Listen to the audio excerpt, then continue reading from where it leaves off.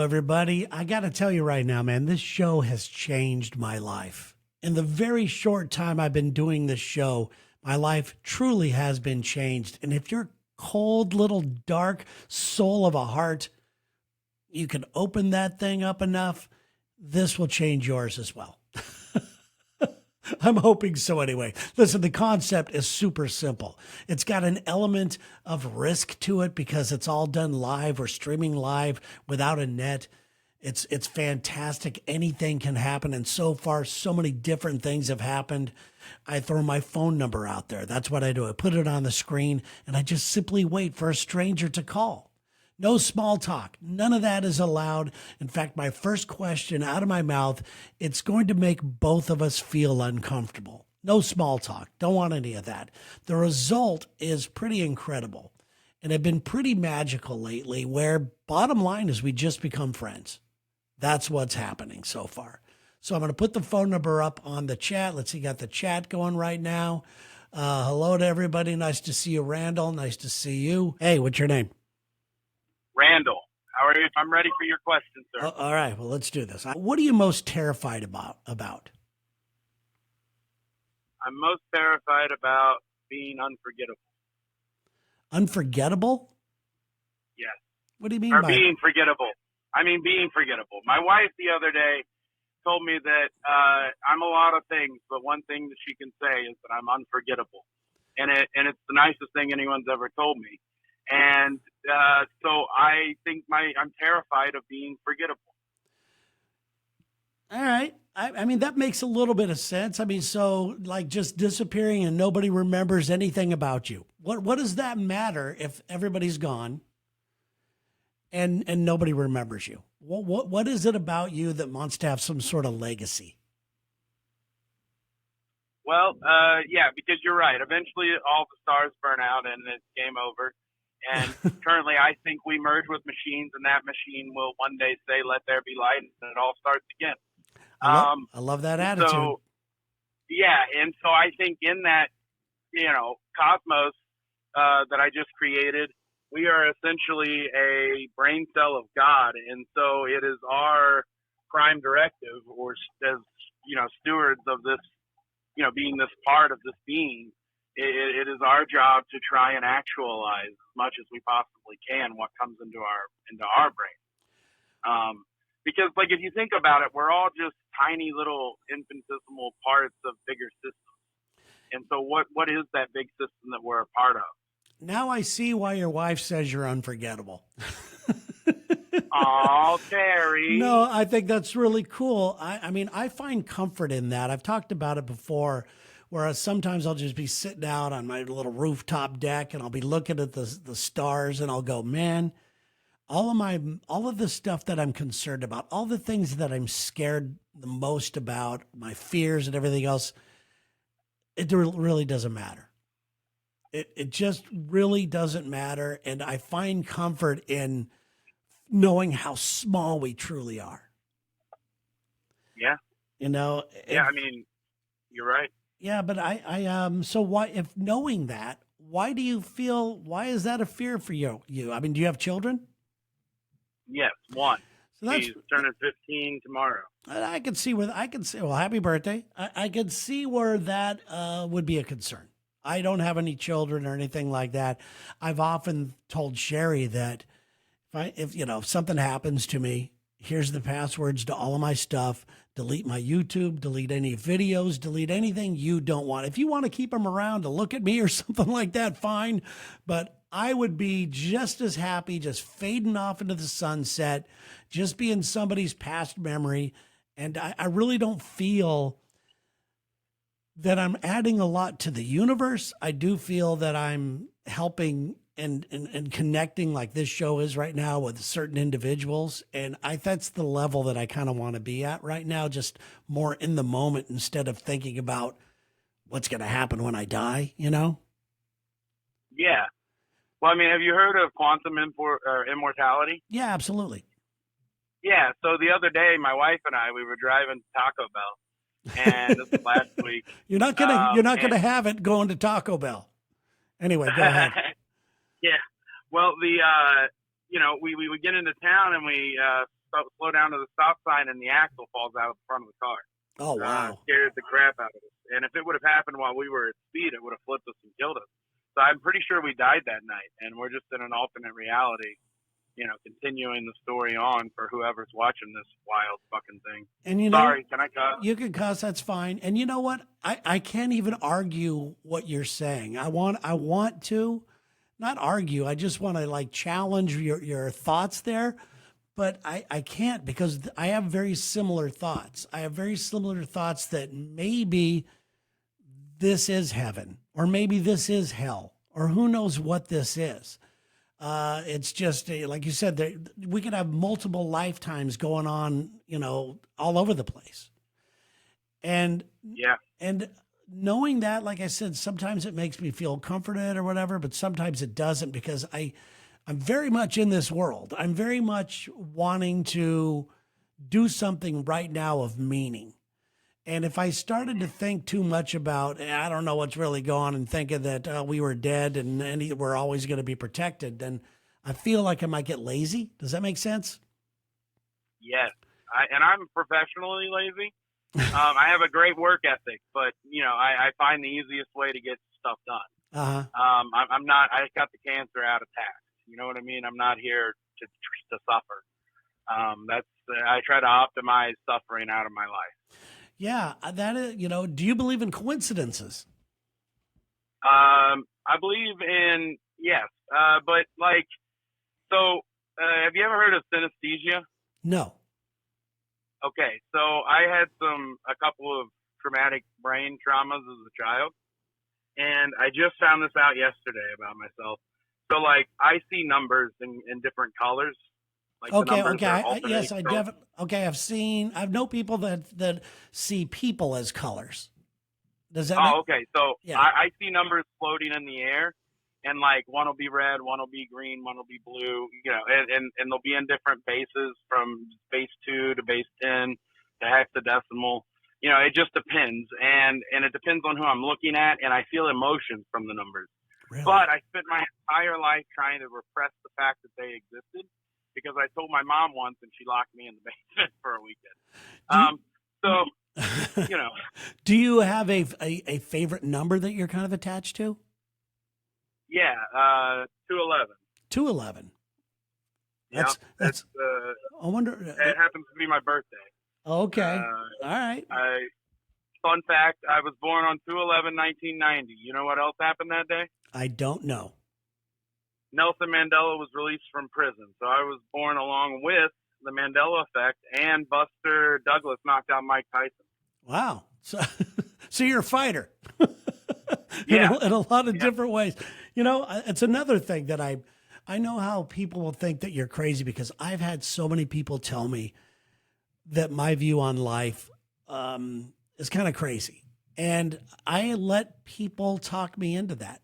And that's part of the reason why I'm doing the show right now, is that early on in my life, I decided that I'm the only person I can rely on. And I made a decision because, and here's a true story, that Jaymes isn't my real last name. And I'm not hiding what my real last name is or anything, but it's not my real last name. And people think that I changed it because I got into radio. I didn't. I changed it well before I got into radio. And I've told this story before. I changed it because people told me that, my family's regular surname was, the people with that name never amounted to anything. Oh, fuck them. And I heard it. Because I've been told that too, sir. Yeah, I've heard that. And I said, you know what? I'm changing my name. And Jaymes is my dad's first name. So because I knew he would have been pissed, but but I just started calling myself that. I didn't change it legally till a little, later on down the line. Had nothing to do with radio, had nothing to do with that, had everything to do with survival. And it had everything to do with the way I viewed myself, or the way I wanted to view myself. And from that point on, magical things happened. I ended up going to play basketball in Australia. And when I went to Australia, before that, everybody that knew me knew I was the shy kid who, wasn't going to amount to anything. But when I moved to Australia, nobody knew me. And I said, I could be anybody I want to be right now. I could be that person that I knew I was inside that nobody else knew. So I just put on, I don't want to say I made it till, faked it till I made it or anything like that. I just knew I was always this person inside that was dying to get out. So I started being that person, and magical things started to happen. And I went on a run of years feeling that I could manifest anything in my life, anything. And I was doing it. I was crushing it. Sure, there were setbacks, but setbacks didn't bother me at all. I just knew that was a message from the universe to continue on. Then I got successful. And then that's when I got lazy. And that's when, I don't want to say bad things started to happen, but I just wasn't as magical as I started. I started to believe what everybody else said. I started to believe that I wasn't as talented as I thought I was. I started to believe that I was too old. I started to believe I was too this, too that. And until recently, I went through many years of that. And this show has helped me turn that shit around.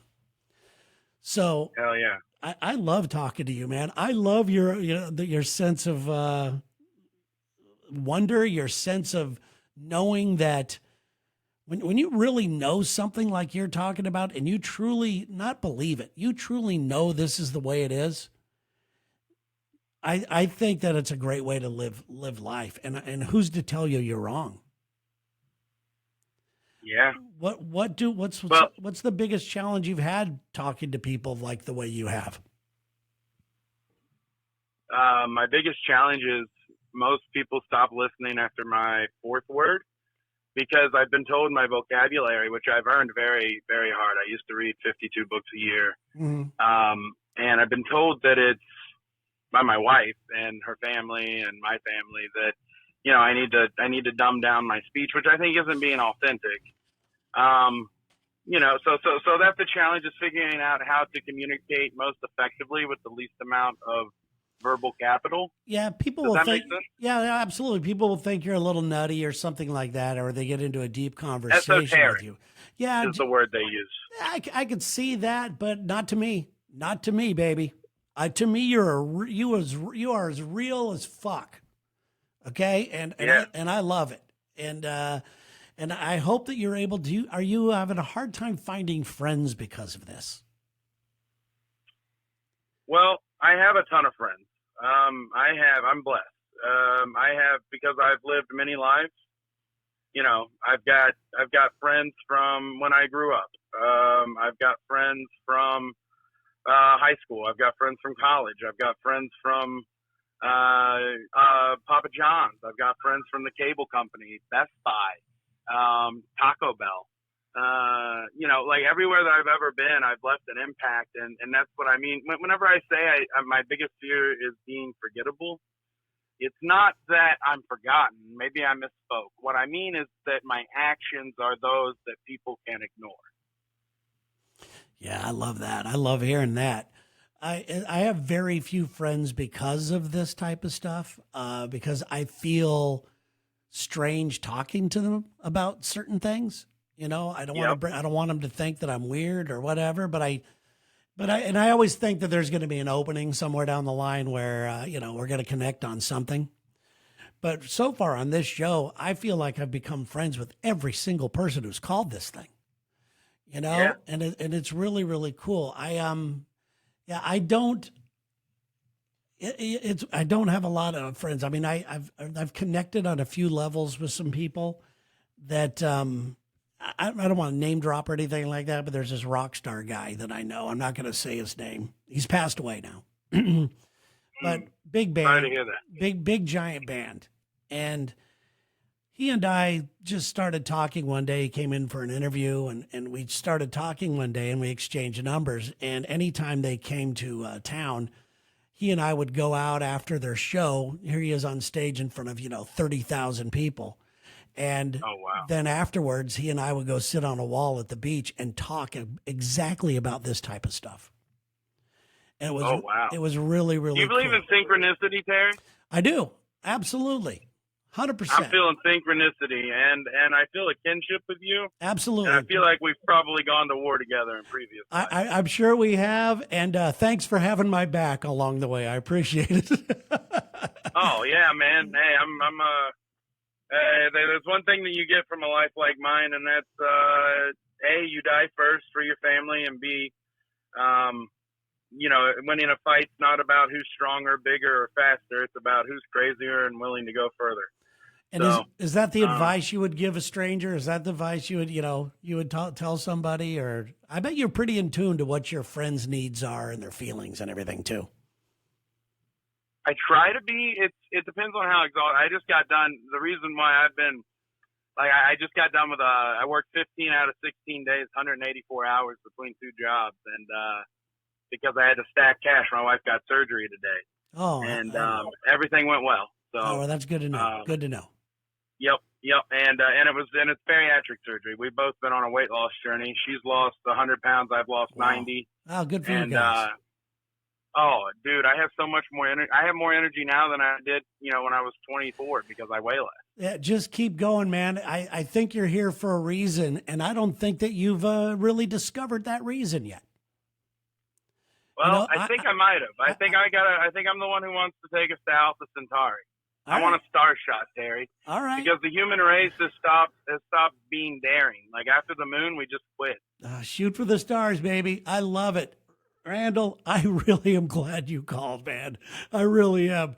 This is I could talk to you for hours about stuff like this, but I appreciate it, and please stay in touch. Okay, really, seriously. Let's keep our conversation going, all right? All right, man. Yeah, I will email you, follow up, and I'm going to have more time coming up. And I'd love to collab or something. I'm really good with tech stuff. Oh, wow. So if you need like a website build, I used to work for Spectrum, the cable company, as a manager of business controls down in Florence, Kentucky. I ran their outbound telemarketing call centers, data and analytics. Yeah. So I'm pretty good at getting my hands dirty, and I pick up things quick. So I appreciate if you ever need anything like that, hit me up, and it's all love, baby. You know what's really cool about this, and I appreciate what you're saying. What's cool about this show right now is so many people have kind of said what you have said. As far as they're feeling like they want to be a bigger part of it. And right now I'm just this is only like the 4th episode. And so I'm kind of sitting here going, well, let's see where this happens. And, I would love to collab with somebody like you down the line here for sure. So let's stay in touch. All right. All right, man. Yeah. And, I wanted to thank you for all you guys did for the Rich Dickman show. Okay. We ended it just in time. Yep. Our last episode was by far our most successful episode. And so we went out on top, and I just wanted to thank you for your part in that. And now I know who you are, and that's fantastic, man. Thank you so much for all the stuff and support and believing in everything. Oh, you didn't know who I was this whole time? I didn't know. There are like 4 different Randals that actually, believe it or not, that said they were going to be calling this show. Oh, wow. Yeah. Okay. So that's why I said at the start, have we talked yet? Because I didn't, because I've heard from a bunch of different Randals. So. Got you, man. Well, hey, buddy, it's all love, peace, love, and food stamps, and you have a great night. All right, buddy. Thanks, man. We'll talk to you soon. Later. All right. Man, look at that, huh? Let's go to this call right now. What's your name? My name's Kevin. Kevin. Whew. All right. I got you just for that, Terry. Just the name Kevin. All right. Karens and Kevins, right? Good. I got this. Here we go. What do you regret not saying, and to whom? What do you regret not saying, and to whom? What do I regret not saying, and to whom?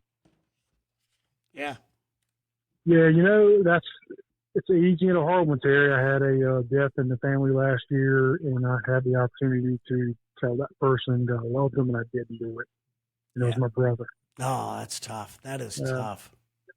Because I was an ass, and he just had lived in my mind I don't want to say a useless life to me, but I felt like it didn't bring value for some things that had happened years before, and I kind of cut him off, and then when it's gone, it's gone. You don't get that back. So he went down a bad path, and you just had enough. Yeah, he I come from a weird family. I'm the black sheep of the family, and I'm the black sheep because I've always worked. I've always taken care of myself, supported myself. He and my other brother did not. So it kind of all went down. My mom was sick in 2013, passed away from cancer. And I was, from the time she was diagnosed, I was taking off of work every chemo treatment, everything, man, I took it. And I went with her. And what happened was the last day she was able to walk, I was carrying her to the little toilet by the bed. And her leg gave out, and I'm pinned against the wall, picking her up. And I look up, and I see him in the doorway. He turned and walked away. And that was it. Didn't help. And then thinking, you live in this house. I'm traveling 40 miles every day to come do this. And it just kind of where it was. And so I don't know. I just feel a little guilty for it. Yeah. I could see where you'd feel guilty for it, but not really. People handle things like this differently. And I'm sure you know this. Yeah.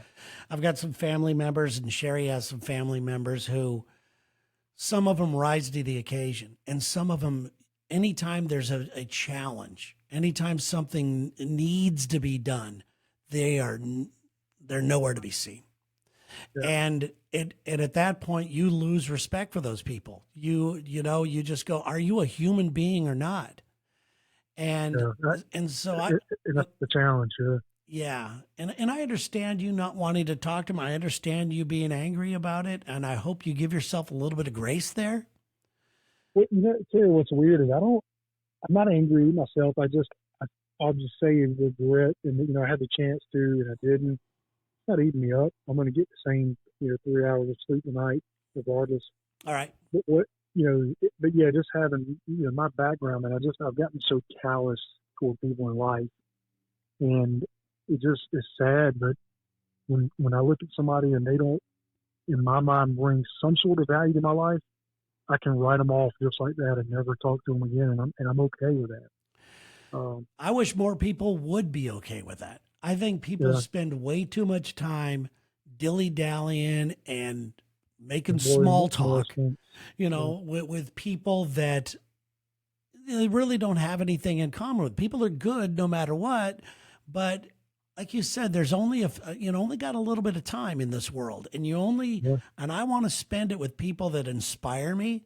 I always have. I've been really good at selecting friends. Sure, there've been some dogs out there, what have you, but I've been really good at it. And because of that, I've been very few of them, but I've had a pretty rich life when it comes to relationships.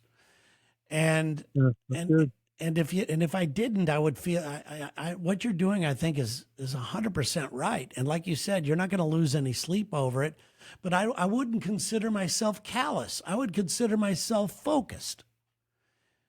Yes, but that's more just knowing me.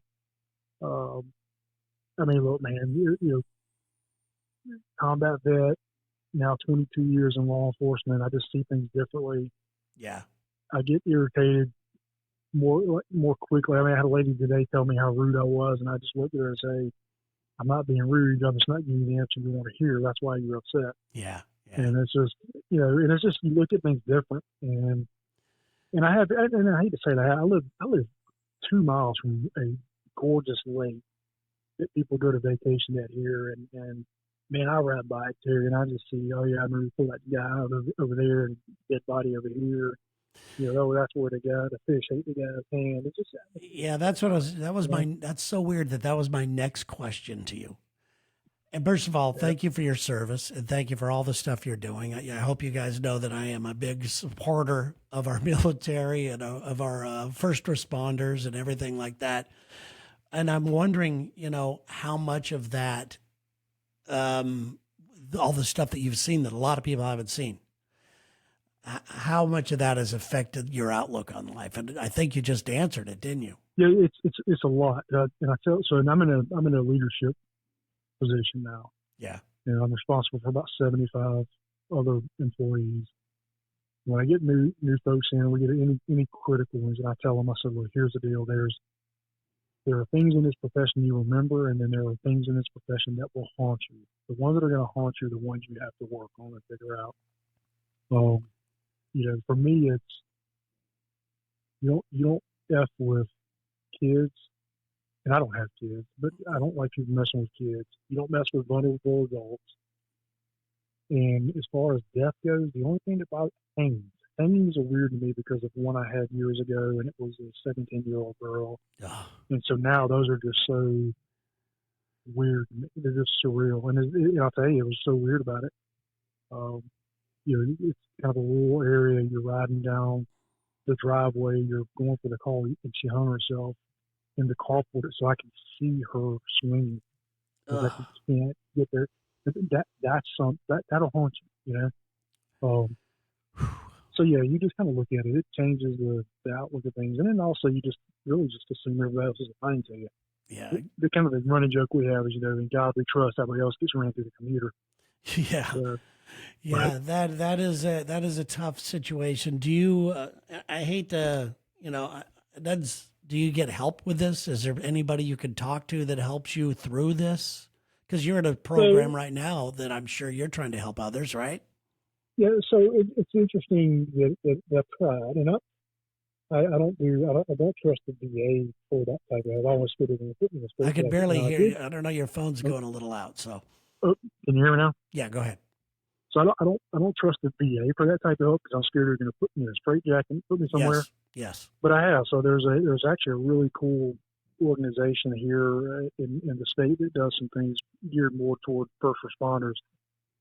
And I went to this, what was billed as a leadership, it's called PCIS, Post Critical Incident Seminar. And I went there thinking I was going to a training to learn what I was sending my guys to. And what I realized was it was a training. It was actually a critical incident seminar. So I said, I'm here. I'm gonna try. I want to try to get something out of it. Yeah. And so we're doing this stuff, and the first day that you go around and you tell your story. And so I was midway around the room, so I'm hearing people tell stories.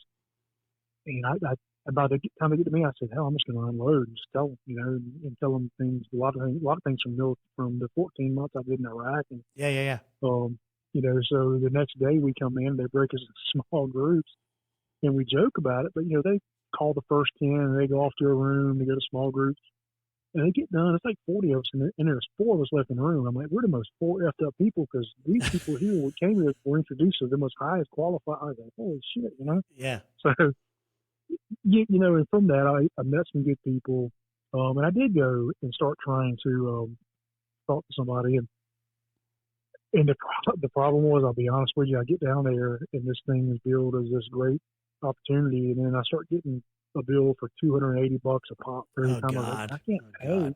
Come on, man. Yeah, that's tough. Insurance, we're not covering that. I said, dude, that's not right. No, that's you deserve all kinds of for all the stuff you've been through. And I don't want to paint you as a victim or somebody who needs help. I'm not. But what I try to help people too is I found on my own. Well, Kevin, you're a hero, and it's okay if another hero comes into your life and that you could lean on a little bit, man. And I love it. I'm sorry you've had to go through all that, and please keep in touch, okay? Yeah, we will, man. I will tell you one last. It's really funny, Terry, because I found the Lex and Terry show when I was stationed at Fort Stewart near Savannah, and I remember the first time I ever called that show was right before we were going to go overseas to Kuwait. And I kind of did this whole, hey, we're going over there, watch I send me and my boys a care package. And y'all sent me an envelope full of the old yin and yang style Lex and Terry stickers. Oh, yeah, the throwback logo, yeah. Yeah. I'm proud to tell you those stickers made it in several different countries. And one of my favorite pictures I have is a sign as we cross the border. It says, keep Iraq clean, and there's a nice yin and yang Lex and Terry sticker right there on that sign. So, well, we proudly placed those stickers worldwide for you. So. No, and I'm very proud to even know that. Thank you so much, Kevin. Please stay in touch, okay? I really appreciate you. Appreciate what you guys do, man. All right, man. Thank you so much. All right. All right. I apologize for the phone quality there. I would have loved to talk to him a lot longer, but it was doing something. I feel like I want to do one more, only because that was pretty heavy. That was pretty heavy, and I don't want to be thinking about heavy stuff tonight. So if somebody else wants to call the number listed right now on the thing, what's your name? Rick Wilder. Hey, Rick. Rick, right? Yeah, RSCK. All right, Rick. What moment would you relive over and over again if you could? What moment in your life would you relive over and over again if you could? Oh, God, there's been so many good ones. I got quite a few personally. Yeah, myself. Some of them are sexual. Oh, a lot of sexual. Oh, God, yeah. But some of them are just, I'm a guy who, maybe this is a problem I have, Rick, and maybe you could even help me out with this. I'm a guy who is always searching for a defining moment in my life. Something Right. where I go, this is where my life takes a turn. This is where, an idea I bring together comes together. I mean, could this show be a defining moment? I don't know. But I've had a few defining moments in my life, and my friends and loved ones would argue that I've had a lot, but I've only had a few. And, but that's just one of the things that I would love to relive over and over again is getting to fly with the Blue Angels. Oh, God, yeah, that would be a trip of a lifetime. You know, and you're the only one that has ever got to do it twice.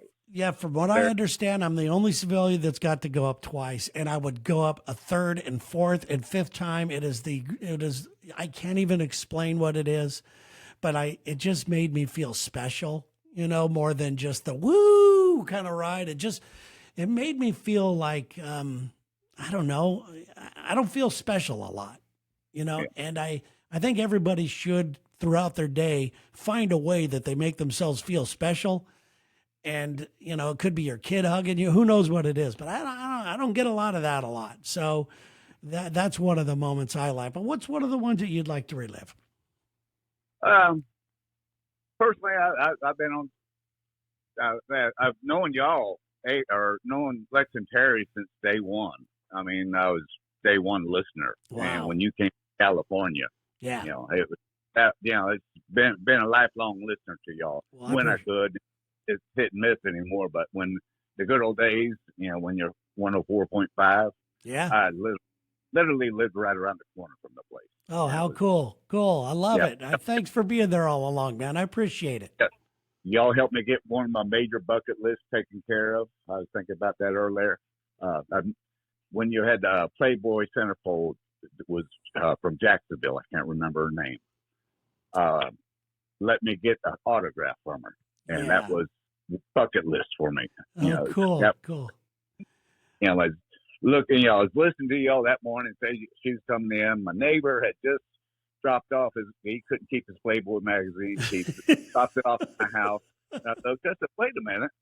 Whoa, I could get this autographed. And it's literally around the corner. I drove around the corner, called, and y'all got an autograph for me. That was a crazy, crazy moment. Well, that's fun. I like hearing stuff like that. And sometimes it is those types of things that make you feel like, all right, I'm in this world too, You know, it's especially when it comes to hot chicks. Oh, God.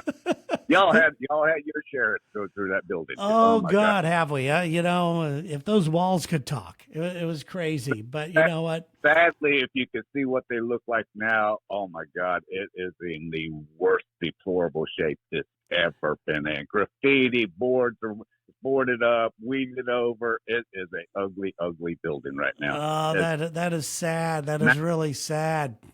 9090 Hogan Road is in deplorable shape. Oh man, that neighborhood was always kind of iffy too, so.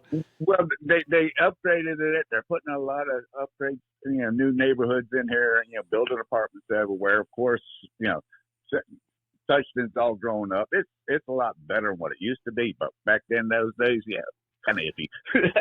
Yeah. All right. Especially right that little, that project there, which is still there, Yeah, I could lay in my bedroom with the windows open at night and hear the gunshots going off in there. Oh, that's So, fun. Hey, I hear them here too. So, you hear them all over. So, what is on your bucket list now? What's one thing you'd like to tick off of there, let's just say this summer, that you think you can actually do? I've actually picked up the game of disc golf. Oh, fun. I tried it one day, and those things aren't very easy to control. No, not at all. Fortunately for me, I got kind of uncled into this. My nephew up in Minnesota, I just left from there about 3 weeks ago, was a tournament director for the largest disc golf tournament, the second largest in history.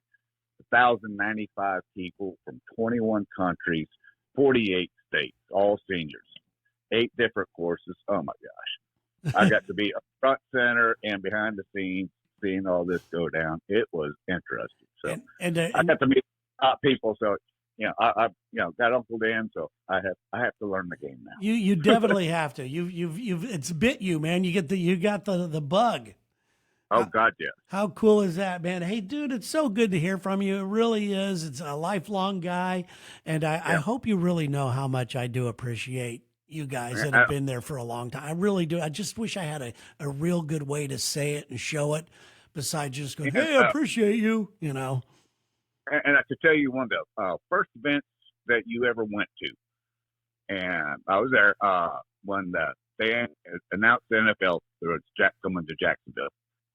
You and Lex showed up and throwing T-shirts out, and I got one of the first T-shirts from you. Oh, how cool! How cool is that?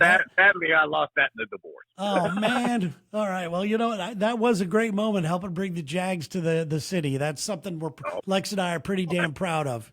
So. Yep. All right. Well, man, thank you so much. I hope you have a great weekend, and please keep in touch, man. This is a great way to end today's show, man. Thank you so much. Thanks for taking my call. I appreciate it. All right, buddy. There you go. All right. Oh man, I'm digging Make It Weird. Thanks for the call, buddy. Appreciate that. Didn't mean to hang up on that guy, but all right, everybody. Thank you so much. I hope you have a great weekend. This is so much fun. This is really cool to me. I'm loving it. Thanks again to Randal. Thanks again to Kevin. Thanks again to Rick. Good stuff. You guys have a great weekend. It's great becoming friends with you guys. Thanks.